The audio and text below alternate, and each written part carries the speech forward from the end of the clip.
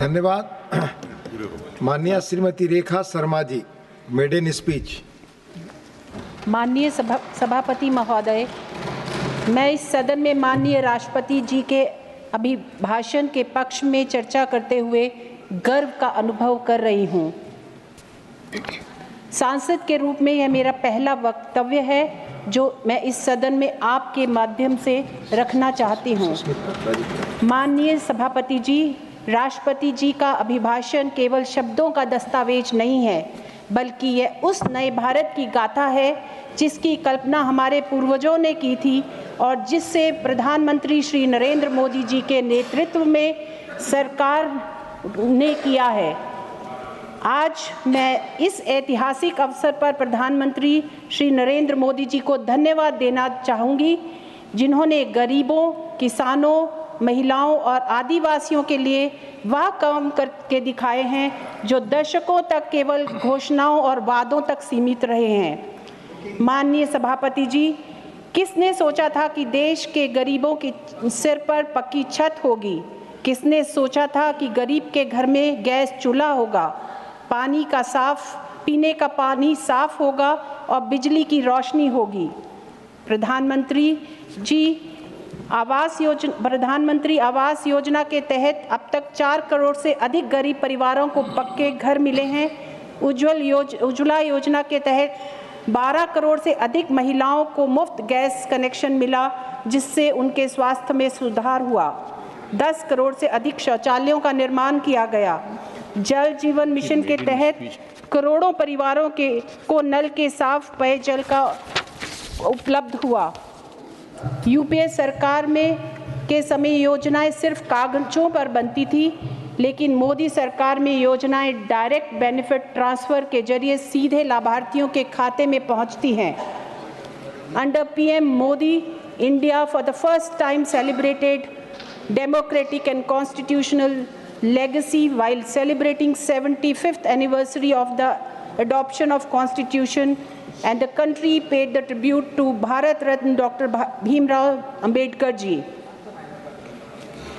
The main difference between PM Modi-led government and Congress-led government is that Modi-led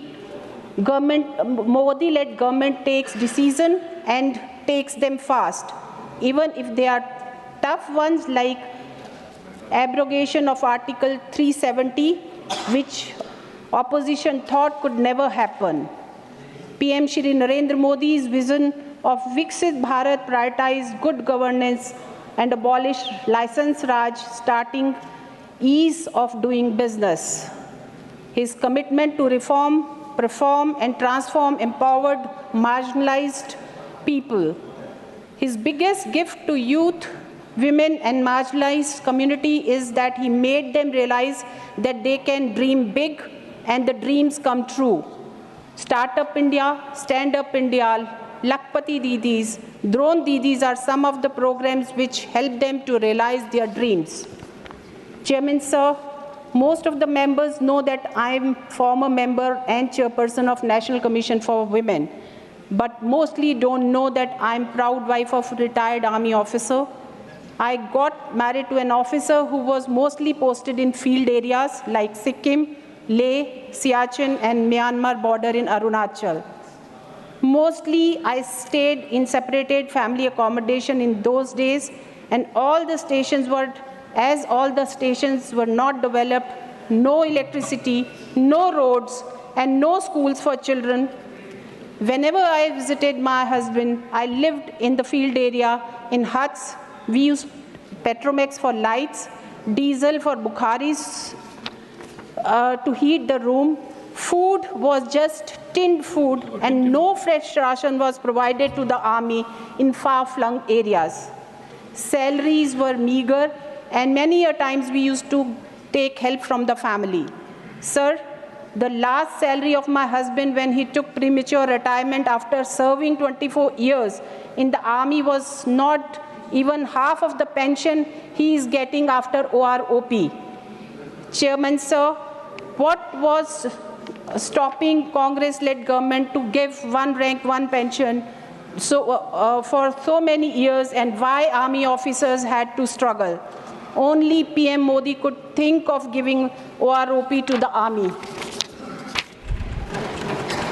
Sir, now if one visits any place in Ladakh, it is well lit, beautiful roads are laid till the last mile on borders, best of schools, proper accommodation for families, and much more. Tourism is thriving in that area. Even Northeast is developing at fast pace. Sir, in our times, a letter from Doklam or Siachen used to take 20 days one way and could communicate in 40 days. My husband stayed in Glacier for 7 months without any leave in between, and when he came back, my daughter refused to recognize him. Now one can communicate with the families every day as we have mobile towers everywhere. In 2022, BSNL reached last village on border, and even civilians now can well connect with the world outside. Chairman, sir, I would like to take you back to Indochina War. Firstly, the then government led by Jawaharlal Nehru ji was misguided by China with a mere slogan, Hindi Chini Bhai Bhai. The government neither had far-sightedness nor were they prepared for the war with the mighty army. At one side, China was well prepared with advanced artillery position, well-oiled communication, best of arms and ammunition, with forces properly clad in snow jackets and boots, with lot of ration tucked away for them. And at other hand, India had no strategy, no artillery to back troops. Arms were old and ammunition was too less. They did not have proper jackets or shoes, and without proper ration, they were fighting the battle. In his book, Himalayan Blunder, Brigadier John Dalby wrote, and I quote, "I had 3 inches mortars with 60 rounds per mortar and 2 machine guns with 12,000 rounds, barely sufficient for half an hour at normal rate. The men had 50 rounds per man." Sir, on freezing and unforgiving November night, 123 soldiers of a unit of Indian Army, frost-bitten, weary, hungry, highly outnumbered, defied the might of ramping Chinese army. They still repulsed 7 attacks by sheer grit before they fell fighting last bullet, last breath in close combat. They fought in minus 30 degrees in freezing cold, in thin sweaters and wet canvas shoes, badly equipped and armed with Second World War vintage 303 rifles.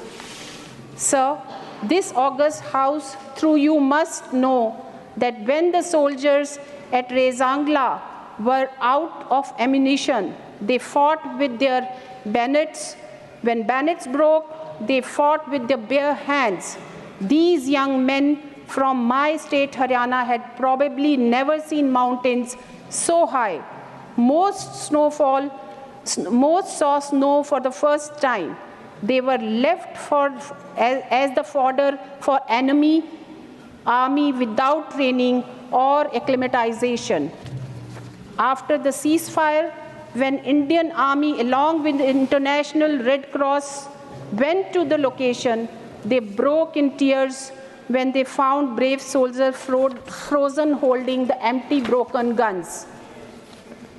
Every man died there as hero. But who was responsible for the lives we lost without giving them support to win? And who was responsible for their humiliating defeat and humiliating defeat for the nation? Only and only one man was responsible for the blunder, and that was Shri Jawaharlal Nehru ji. Now let us compare with the surgical strike in 2016, where one well-equipped, well-planned and well-prepared para-unit crossed LOC और दुश्मन को उनके घर घुसकर ऐसा मारा कि उनको समझ नहीं आया कि क्या हुआ। सर, ये हिंदी में ही अच्छा लगता है कहना कि दुश्मन को उनके घर घुसकर ऐसा मारा कि उनको समझ ही नहीं आया क्या हुआ। After the successful operation, they were safely back to the base while the nation was still sleeping. It could only be possible because a strong leader was there to support and lead from the front. A strong message was given by the leadership to the world that they dared not look at our nation, Bharat. In Galwan Valley, Colonel Santosh from my regiment, which is Bihar Regiment, taught a tough lesson to Chinese encroachers in fierce hand-to-hand battle, and though Colonel Santosh Babu got martyred, he and his battalion gave a big dent to Chinese army. Chinese army lost many men and officers. A clear and strong message was given by our leadership and our leader, Shri Narendra Modi ji, that India won't tolerate border incursions. Sir, in these 10 years, long-awaited appointment of CDS took place. One rank, one pension, a much appreciated and long-awaited demand was approved. Provision of personal safety body armors for troops in forward areas were given. Better quality personal weapons for special forces, troops in war, and close quarter combat was given. The requirement of a personal weapon for these different type of operations are provided. Great emphasis and delivery on indigenous manufacture of all defensive equipments, including parachutes, ammunition, small weapons, heavy armament like artillery and other specialized vehicles to enable forces to fight for longer duration without fear of supply interruption got procured and manufactured and given to the army. Integrated defense units with tallest technology where computers, drones, and intelligence gathering equipments have been provided at unit level for greater efficiency and enhanced fighting capability. Border security, infrastructure, communication, and connectivity has been vastly improved.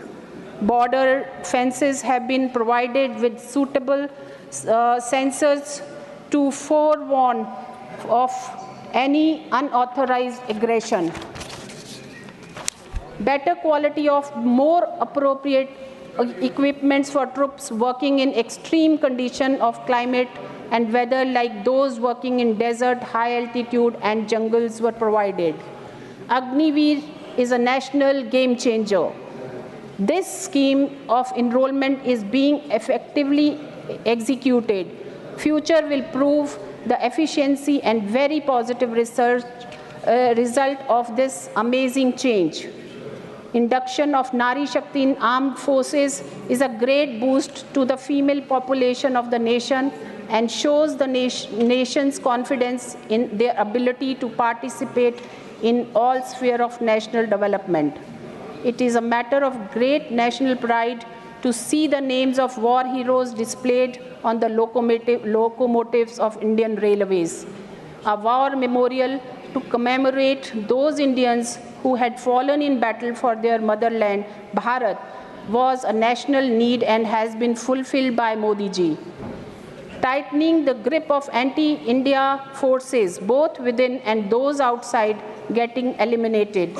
These include both the Naxals as well as militants and terrorists.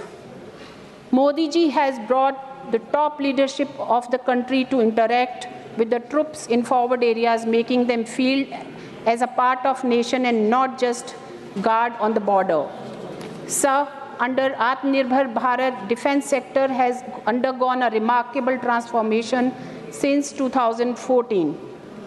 Defense budget in 2013-14 was meager 2.53 thousand crore.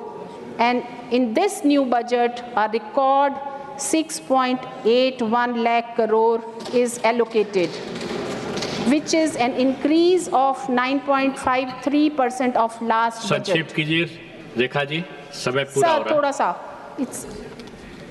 Sir, as a chairperson of NCW, I visited every nook and corner of the country and met women and worked for them. Chairman sir, there is a state जहाँ देवी की पूजा होती है. आज इसकी दशा और दिशा दोनों बिगड़ती जा रही हैं. राजधानी के बाहर ही ना तो सीवरेज है, ना पीने का पानी. गंदगी इतनी कि आप सड़क पर चल नहीं सकते. पानी के छप्पर में जानवर और इंसान साथ साथ नहाते हैं और पीने का पानी भी यहाँ से लेकर जाते हैं. सर, वहाँ महिलाएं सुरक्षित नहीं. हर इलेक्शन के बाद उन पर हर प्रकार के हमले होते हैं. घर जला दिए जाते हैं, उनके शेल्टर्स में शिफ्ट करना पड़ता है. रेप्स हो या मर्डर, पुलिस केवल स्पेक्टेटर का रोल प्ले करती है. अब आप वाइंड अप करिए. सर, एक second. Sir, media is being threatened and people who आप कंक्लूड कीजिए. आपकी बात बड़े विस्तार से आई है, आपने बहुत अच्छे तरह रखा है. Okay sir, I wish and pray CM of this state take a clue from our PM and learn how to think beyond politics and vote bank and serve the people of the state. Sir, I will end my speech with few lines for our honorable leader Narendra Modi ji. चल पड़ा है एक सपना लेकर, हौसले की उड़ान लिए. आंधियां राह रोकती रही पर ना रुके, कदम ना डगमगाए. जो गुजरा पथरीली राहों से वही अपनी राह बना सका. जो आलोचना के तीरों को धैर्य से वो सह गया. ना कोई शिकवा ना कोई डर, बस आगे बढ़ने की जिद.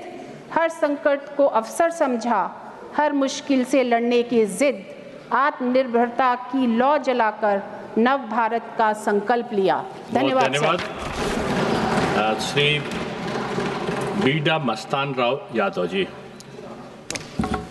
5 minutes.